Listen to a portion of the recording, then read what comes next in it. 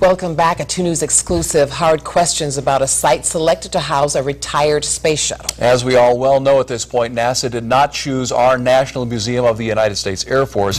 As Pam Elliott discovered, both a Daytonian and a New Yorker believe that NASA has made a big mistake.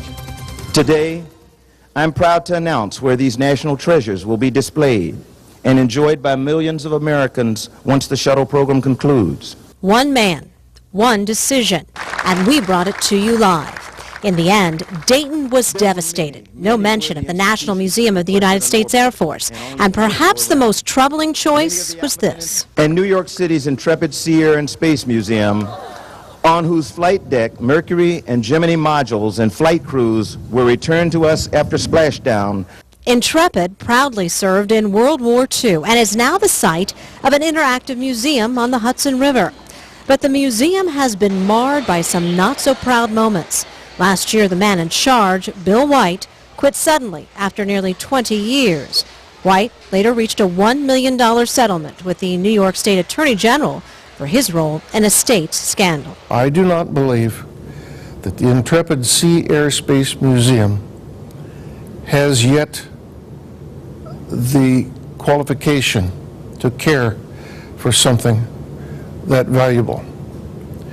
They have demonstrated to me in the past that they have had problems caring for some Air Force airplanes that I used to have responsibility for. Here at home, Joe Ventilo was the curator of the Air Force Museum in the mid-90s. During that time, the Air Force loaned a prized airplane, an A-12 Blackbird, to the Intrepid.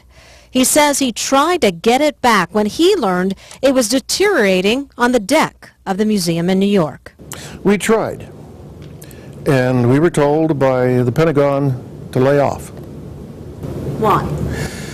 Apparently, the gentleman who had sponsored that museum in New York City had prevailed upon the Chief of Staff of the Air Force at the time to give him a Blackbird. That's where Jeanette Remack comes in. She and Ventilo have co-authored a book.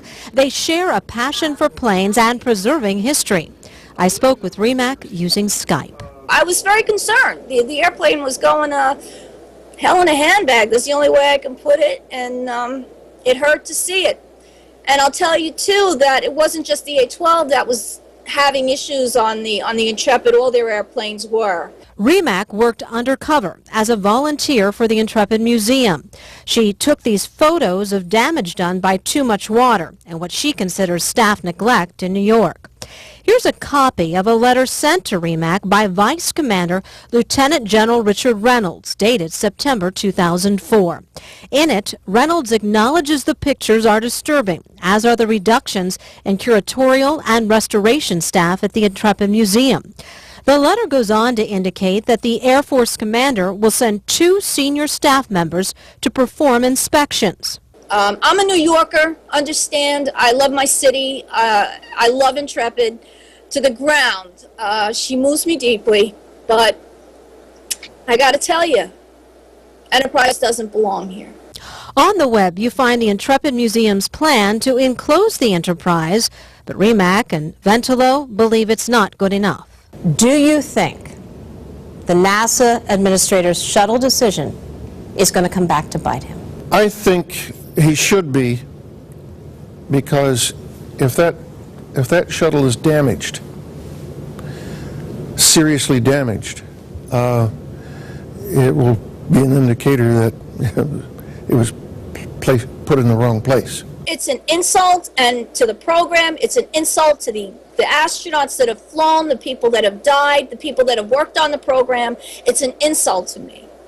And just as a historian, okay, and as a military aviation historian, it galls me. Strong sentiments from 2 insiders, more than just sour grapes. And why should it matter to you?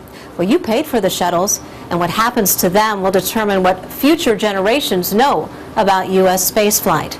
Well, since General Bolden made his announcement, I have tried repeatedly to get a hold of him, but I was told he will be unable to meet my interview requests.